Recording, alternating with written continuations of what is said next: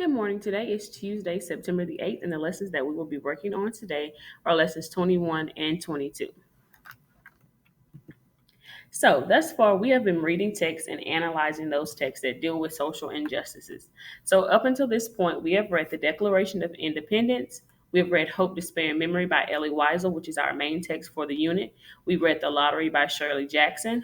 We read Antigone by Sophocles. And this week, what we are going to do is we are going to read the I Have a Dream speech that was written by Martin Luther King Jr.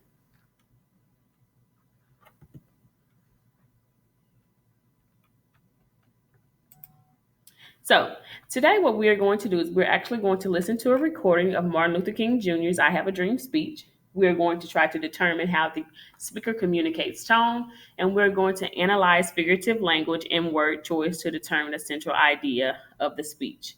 So, in order to do this, you are going to need your copy of I Have a Dream by Martin Luther King Jr., the I Have a Dream guided reading handout, your tone word handout, and it says on there your reading log, but you're not going to need that for this activity today.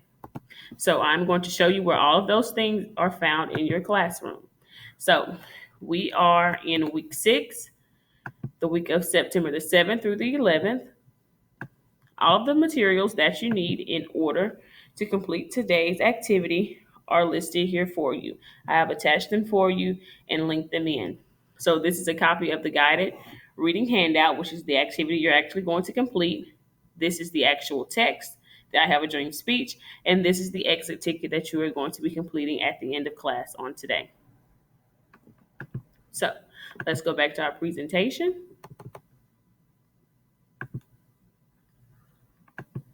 So what we're going to do now is we are actually going to get into the lesson for today. So basically, what we're going to do right now is we're about to listen to a recording of Martin Luther King Jr. Giving the I Have a Dream speech. Now, as you listen to the speech, what I want you to do is I want you to kind of jot down some tone words or kind of remember some in your head, because tomorrow when we actually do our whole group Google Meet, we're actually going to go over this assignment together. And I'm going to be asking you guys if you can kind of tell me some of the tone words and how this author actually determines or establishes the tone. So keep some of those words in your head. You don't actually have to jot them down in your reading log. You can jot them down on your text if you want to, or you can just type them out to the side so that you can remember them for tomorrow when I ask you.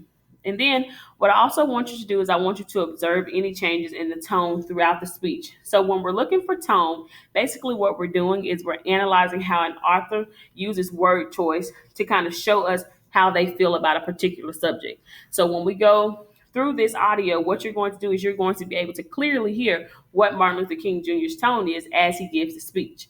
So, what we're going to do now is I'm going to be quiet and we're actually going to listen to the speech by Martin Luther King Jr.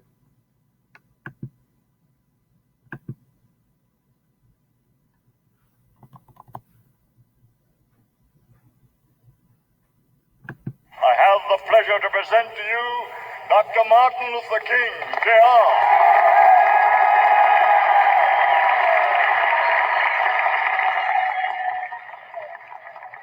I am happy to join with you today in what will go down in history as the greatest demonstration for freedom in the history of our nation.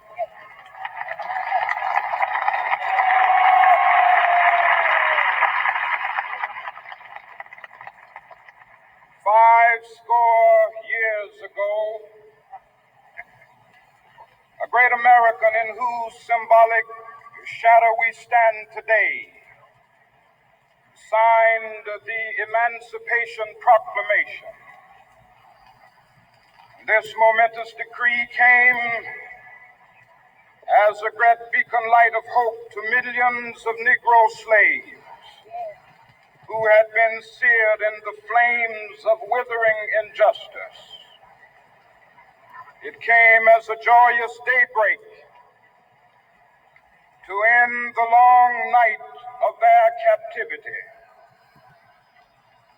But 100 years later, the Negro still is not free. 100 years later, The life of the Negro is still sadly crippled by the manacles of segregation and the chains of discrimination.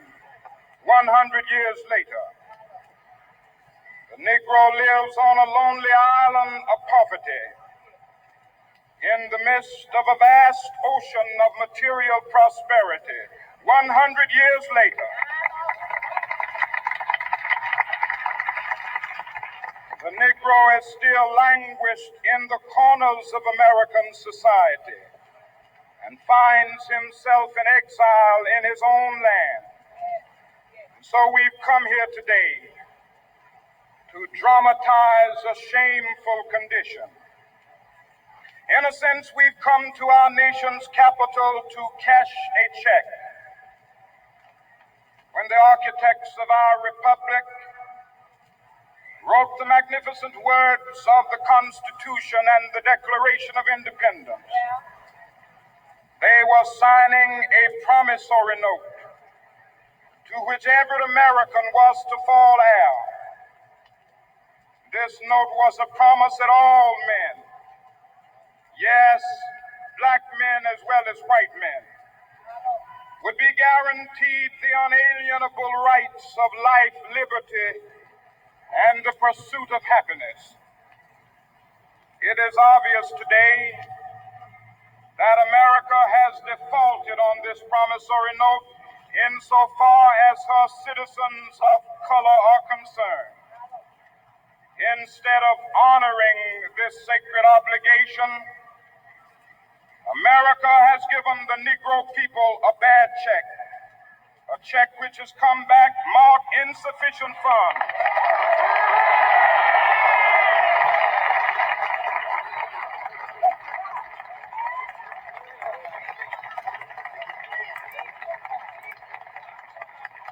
But we refuse to believe that the Bank of Justice is bankrupt. We refuse to believe that there are insufficient funds in the great vaults of opportunity of this nation. So we've come to cash this check, a check that will give us upon demand the riches of freedom and the security of justice.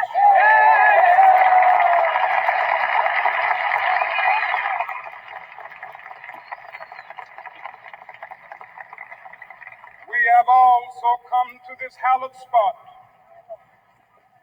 to remind America of the fierce urgency of now.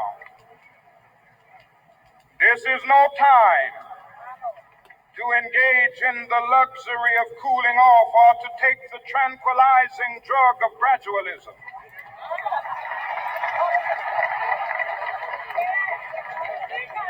Now is the time to make real the promises of democracy. Now is the time to rise from the dark and desolate valley of segregation to the sunlit path of racial justice. Now is the time to lift our nation from the quicksands of racial injustice to the solid rock of brotherhood. Now is the time to make justice a reality for all of God's children. It would be fatal for the nation to overlook the urgency of the moment. This sweltering summit of the Negro's legitimate discontent will not pass until that is an invigorating autumn of freedom and equality. 1963 is not an end, but a beginning. Those who hoped that the Negro needed to blow off steam and will now be content will have a rude awakening if the nation returns to business as usual.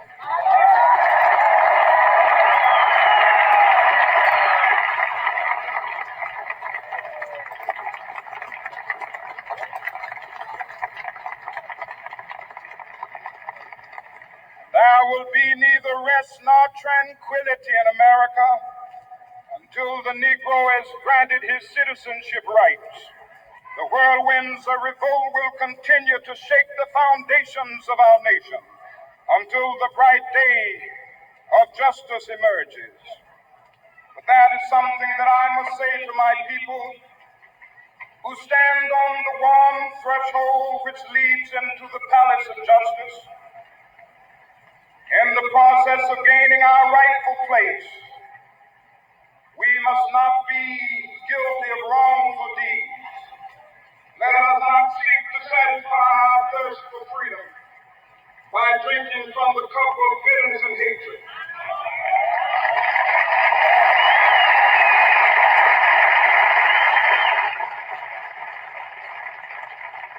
We must fail to conduct our struggle on the high plane of dignity and discipline. We must not allow our creative protest to degenerate into physical violence. Again and again, we must rise to the majestic heights of meeting physical force with soul force. The marvelous new militancy which has engulfed the Negro community must not lead us to a distrust of all white people. For many of our white brothers, as evidenced by their presence here today, have come to realize that their destiny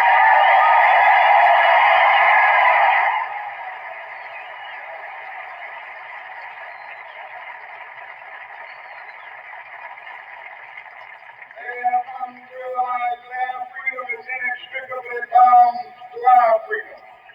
We cannot walk alone. As we walk, we must make the pledge that we shall always march ahead. We cannot turn back. There are those who are asking the devotees of civil rights, when will you be satisfied? We can never be satisfied as long as the Negro is the victim of the unspeakable horrors of police brutality. We can never be satisfied. As long as our body is heavy with the fatigue of travel, cannot gain lodging in the motels of the highways and the hotels of the city.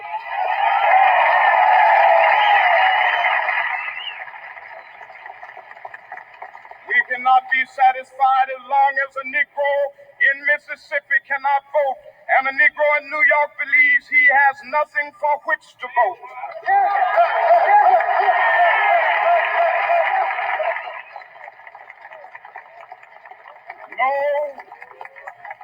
No, we are not satisfied, and we will not be satisfied until justice rolls down like waters and righteousness like a mighty stream.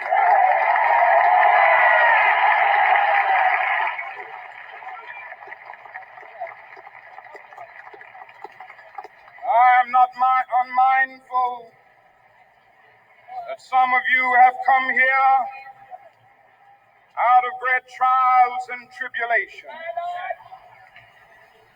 Some of you have come fresh from narrow jail cells. Some of you have come from areas where your quest for freedom left you battered by the storms of persecution and staggered by the winds of police brutality. You have been the veterans of creative suffering. Continue to work with the faith that unearned suffering is redemptive. Go back to Mississippi. Go back to Alabama. Go back to South Carolina. Go back to Georgia. Go back to Louisiana. Go back to the slums and ghettos of our northern cities. Knowing that somehow this situation can and will be changed. Let us not wallow in the valley of despair. I say to you today, my friend,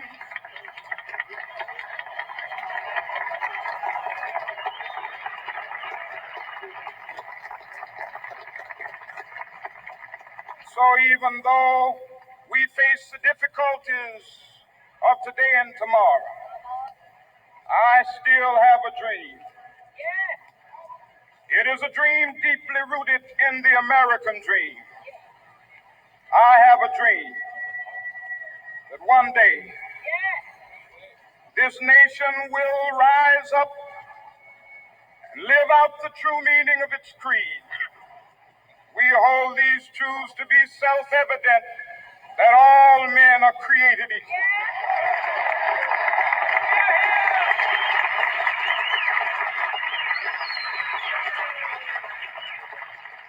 I have a dream that one day on the red hills of Georgia, the sons of former slaves and the sons of former slave owners will they be able to sit down together at the table of brotherhood.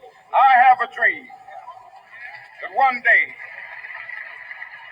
even the state of Mississippi, a state sweltering with the heat of injustice, sweltering with the heat of oppression, will be transformed into an oasis of freedom and justice. I have a dream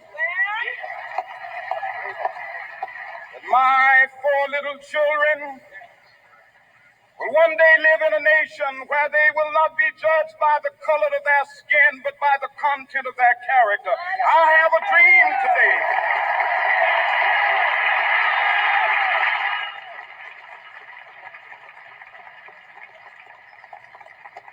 I have a dream that one day, down in Alabama, with its vicious racists, with its governor having his lips dripping with the words of interposition and nullification. One day, right there in Alabama, little black boys and black girls will be able to join hands with little white boys and white girls as sisters and brothers. I have a dream today.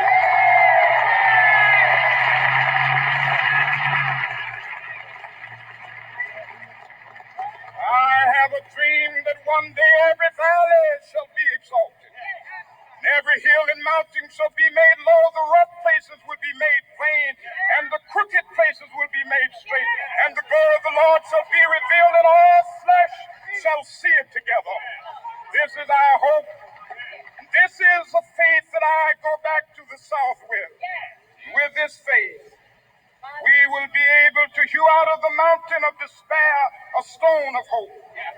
With this faith, we will be able to transform the jangling discords of our nation into a beautiful symphony of brotherhood. With this faith, we will be able to work together, to pray together, to struggle together, to go to jail together, to stand up for freedom together, knowing that we will be free one day. This will be the day. This will be the day when all of God's children will be able to sing with new meaning, "My country, tears of thee. Sweet land of liberty, of thee I sing. Land where my fathers died, land of the pilgrim's pride. From every mountainside, let freedom ring. And if America is to be a great nation, this must become true. So let freedom ring. From the prodigious hilltops of New Hampshire, let freedom ring. From the mighty mountains of New York, let freedom ring. From the heightening Alleghanies of Pennsylvania, let freedom ring. From the snow-capped Rockies of Colorado, let freedom ring. From the curvaceous slopes of California. But not only that, let freedom ring from Stone Mountain of Georgia.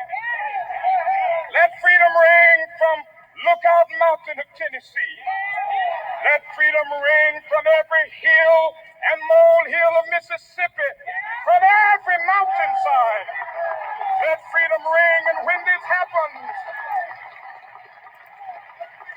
when we allow freedom ring, when we let it ring from every village and every hamlet, from every state and every city, we will be able to speed up that day when all of God's children, black men and white men, Jews and Gentiles, Protestants and Catholics, will be able to join hands and sing in the words of the old Negro spiritual, "Free at last, free at last. Thank God Almighty, we are free at last."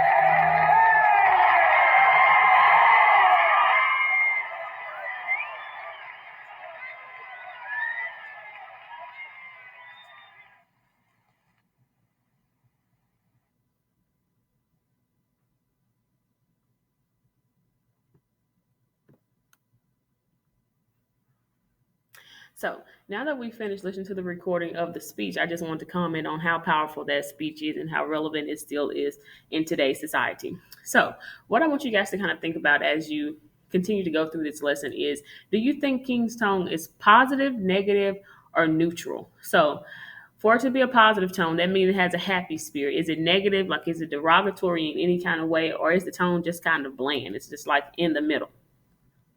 So, really, what I want you to realize is that King's tone actually changes as he becomes more passionate towards the subject matter. So, if you can see in the beginning of the speech, he kind of starts off very calm, cool, collected. But as he starts to get into the nitty gritty of the speech, we see that his passion intensifies and his tone also intensifies as he progresses in his speech. So, in the beginning, he goes from kind of being very demanding, telling us what we need to be doing or how we should progress towards moving from a state of oppression into a state of freedom. So he's very demanding in how we should get there, and he's demanding that the people in America live up to the promises that they promised all citizens of America. But in the end, we see that his tone, he's kind of becoming very insistent. He's saying that we are going to get to this point. So he almost becomes like an evangelist. And at the end of the speech, because he consistently makes allusions to the Bible. So he refers to the Bible a lot. And this is largely because Martin Luther King himself was a preacher, and his father was also a preacher. So this speech is very rooted in biblical allusion. So we see that he's referring back to the Bible a lot in this speech. So now what it asks you to do is it wants you to read through the speech independently. Again, I have provided a copy of the speech for you, but for the purposes of this video, I'm not going to allot you time because that would kind of be me wasting time for you to read it. So what we're going to do is we are going to go ahead and I am going to show you the guided reading handout, which is what you're going to complete to go along with this assignment for today. And I'm going to actually go through a few of the questions with you so that we can kind of get on the same page. So, again, you can find this document in Classroom. This is the document that we are going to be working on today.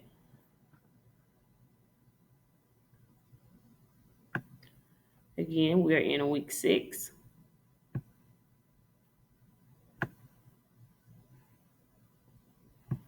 We're working on lesson 21 and 22. And what I am going to do is I am going to open the handout because this is the document that we will be working on today. As always, I'm going to open it with Cami.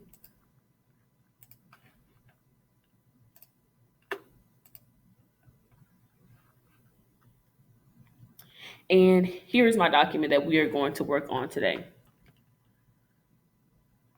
So I think that for the purposes of this assignment, because it is pretty lengthy, what I am going to do is we can kind of go over the first page together.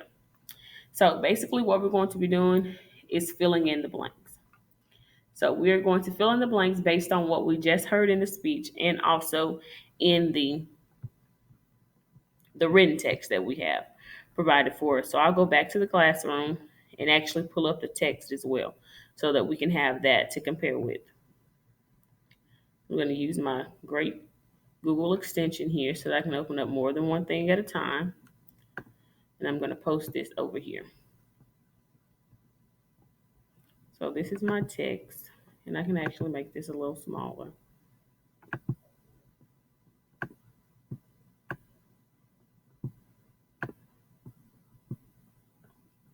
So here we go. It says, so what was the occasion for the speech? So on the document that I provided, it gives you a bit of background of what was happening that led up to this speech. But it says, what was the occasion for the speech? So the I Have a Dream speech was actually given during a march that these individuals were having in Washington. So they were in the nation's capital. So they were in Washington. So what was the occasion? It was a march in Washington. So that is what I would write here as my response. A march in Washington. And I'm just going to put nation's capital out beside that. Okay. It says, what metaphors does Dr. King use? He compares slavery to what? And the Emancipation Proclamation to what? And slavery to. So, what we're going to do is we're going to have to go back. And this is why I said it's important for you to actually have the text open so that you can actually look at it at the same time as you're going through this, because a lot of it is just basically filling in the blank. So it says, what metaphors does Dr. King use? He compares slavery to, so we know that this is in the beginning. So we're going to go over here and look at it and figure out what he is comparing slavery to. I'm going to make this larger for you. So we're just going to kind of go through here and read. And what I would do is I would have both of these documents up side by side so that I can go in and type in and fill it in.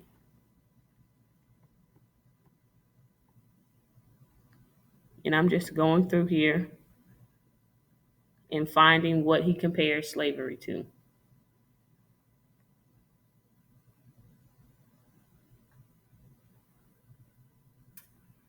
And if you look on your handout, it gives you where you should be reading from. So it says you should be reading from I am happy to join with you today to Long Night of Captivity. So it gives you the window in which you should be looking to answer that part of the question. So right here, this will be right here for us till right here. So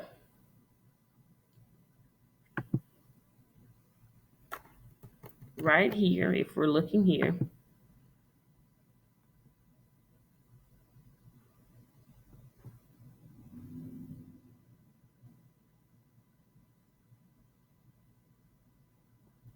so it says, 5 score years ago, a great American in whose symbolic shadow we stand today signed the Emancipation Proclamation. This momentous decree is a great beacon of light of hope to millions of Negro slaves who had been seared in the flames of withering injustice. So this answers our question right there. So it says he compares slavery to, well, we can note that he's going to compare it to a fire right there, because what he says is slaves who had been seared in the flames of withering injustice. Flames kind of leads us to believe that he is comparing slavery to a fire. And he compares the Emancipation Proclamation to a great beacon of light, because it says 5 score years ago, a great American in whose symbolic shadow we stand today signed the Emancipation Proclamation. This momentous decree, meaning the Emancipation Proclamation, is a great beacon of light of hope. So he would compare that to a beacon. Or if you want, you can put a beacon of light and hope.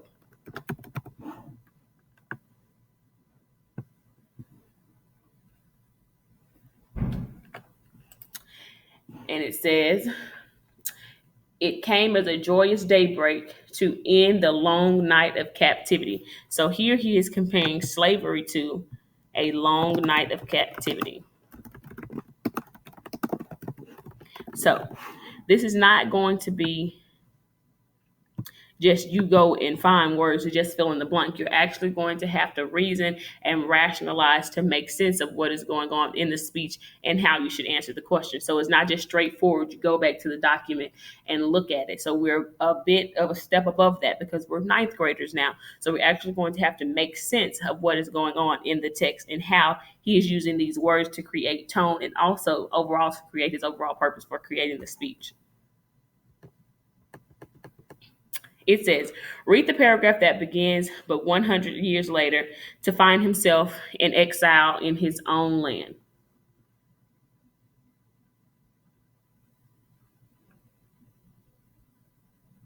Okay.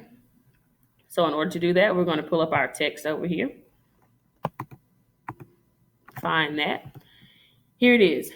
It says, but 100 years later, the Negro is still not free. 100 years later, the life of the Negro is still badly crippled by the manacles of segregation and chains of discrimination.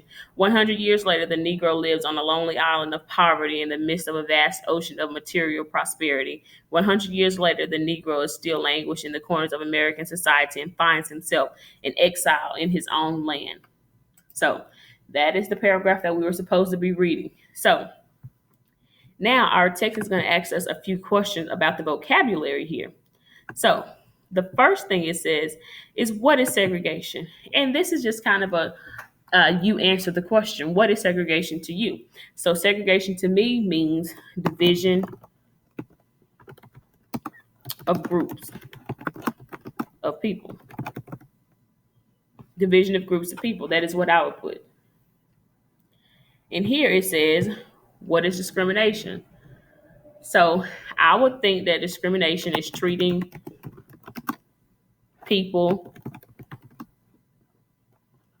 uh, a certain way based on characteristics, character, characteristics that could be false. So we know sometimes we judge people based on what they look like, what we see, what we think we know about them. So that is discrimination. We're treating a person a certain way because of a characteristic that they possess or that we think they possess or because they fit into a certain stereotype.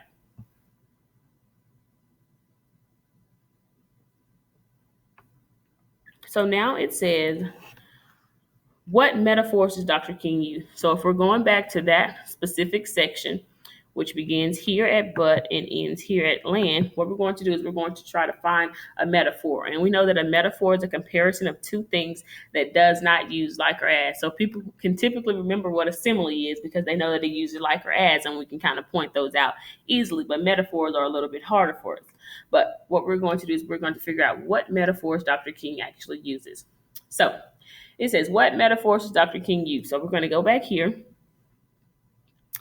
and it says, 100 years later, the life of the Negro is still badly crippled by the manacles of segregation and the chains of discrimination. So he is basically saying he's comparing discrimination to being chained down or to being locked up. And he says the manacles of segregation. Both of those in themselves are metaphors. So that is what you would put on your document. So he says manacles of segregation. And remember to always put your quotation marks. And he also says chains of discrimination.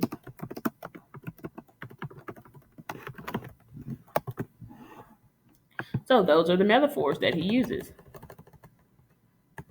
So this is the last part that we're going to do together. Then I'm going to kind of leave you on your own to go through this. It says, read the following section, which begins, and so we've come here today to dramatize a shameful condition, and ends with, that will give us upon demand the riches of freedom and the security of justice.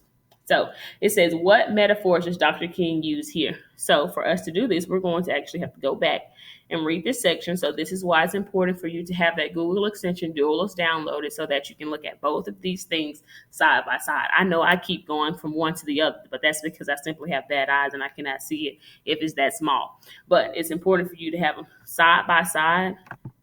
So for you, you can kind of maybe just copy and paste in there if you can read that small. So it says, and we should start reading at the paragraph that says, and so we've come here today. So let me go and find that in the text.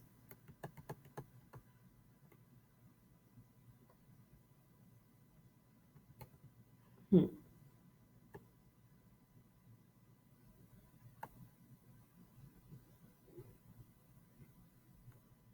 Well, we know it's not this far down.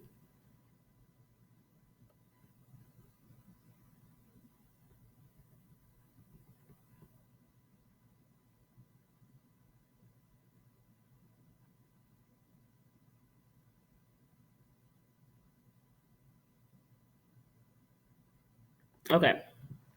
Here it is right here. It says, so we've come here today to dramatize a shameful condition. In a sense, we've come to our nation's capital to cash a check. When the architects of our republic wrote the magnificent words of the Constitution and the Declaration of Independence, they were signing a promissory note to which every American was to fall heir. This note was a promise that all men, yes, black as well as white men, will be guaranteed the unalienable rights of life, liberty, and the pursuit of happiness. We must forever conduct our struggle on the high plane of dignity and discipline. We must not allow our creative protests to degenerate into physical violence. The marvelous new militancy which has engulfed the Negro community must not lead us to distrust all white people, for many of our white brothers, as evidenced by their presence here today, have come to realize that their destiny is tied up with our destiny. We cannot walk alone, and as we walk, we must make the pledge that we shall always march ahead. We cannot turn back. There are those who are asking the devotees of civil rights, when will you be satisfied? We can never be satisfied as long as the Negro is the victim of the unspeakable horrors of police brutality. We can never be satisfied as long as our bodies, heavy with fatigue of travel, cannot gain lodging in the motels of the highways and the hotels of the city. We cannot be satisfied as long as Negroes' basic mobility is from a far smaller ghetto to a larger one. We can never be satisfied as long as our children are stripped of their adulthood and robbed of their dignity by stating for whites only. So, if we're going back to our text here, it says, what metaphors does Dr. King use? So, if we go back to the beginning of that, this is a wonderful example of a metaphor. We see here, it says, in a sense, we've come to our nation's capital to cash a check.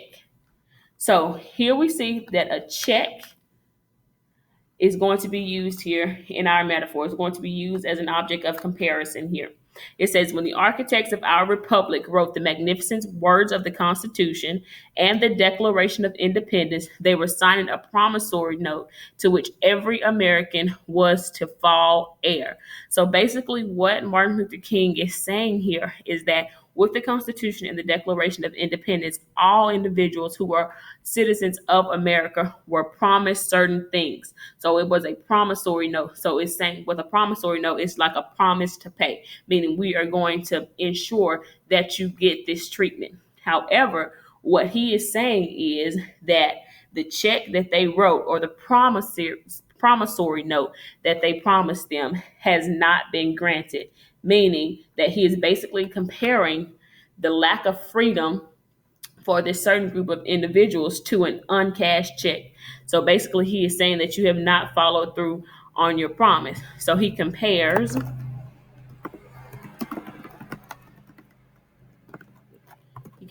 lack of freedom to an uncashed check.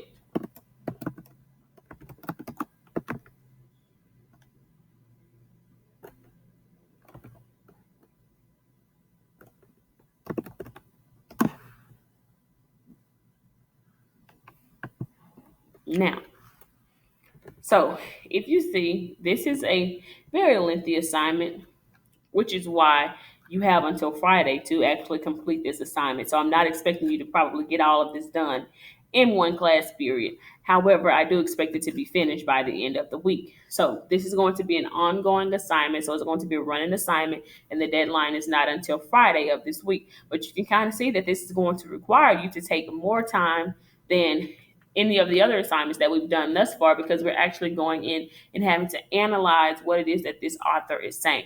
So that is what I'm expecting of you. Yes, you can go in and you can type "I have a dream" guided reading in Google, and you'll probably pop up with all of the answers. All of you know this by now because several of you have attempted to do this. But all that will do is result in you having a zero because I have the answer key in front of me. So if you turn in the same thing as the answer key, then obviously I know that you cheated. So what I would ask you to do is ask you to actually go in here and be honest and be authentic and turn in your own work. Because the only indication of me knowing if you are learning this or not is if I see your work and see that you are actually gaining comprehension and that you are actually understanding what it is that I am meaning for you to understand with each of these lessons. So I do not expect to see the same exact thing that I see on my teacher copy on the copy that you turn in. So if you do happen to do that, then obviously it's just going to be an automatic zero because cheating is not tolerated. We've kind of had this discussion several times. I know I mentioned in every Google Meet that we've had thus far. So definitely not going to be tolerated. We will reconvene on tomorrow and kind of go over the rest of this assignment, see how far you've come.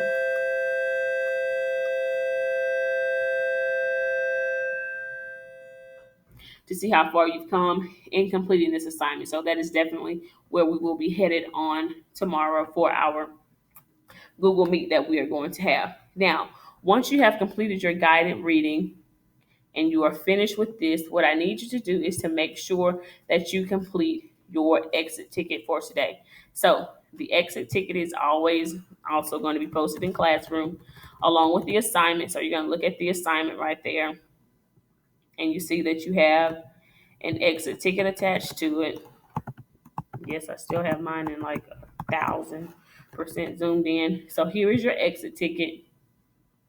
And all you're going to do is make sure that you type your name there so that I would know who is actually submitting the exit ticket and give you credit for it. And you're going to answer the question.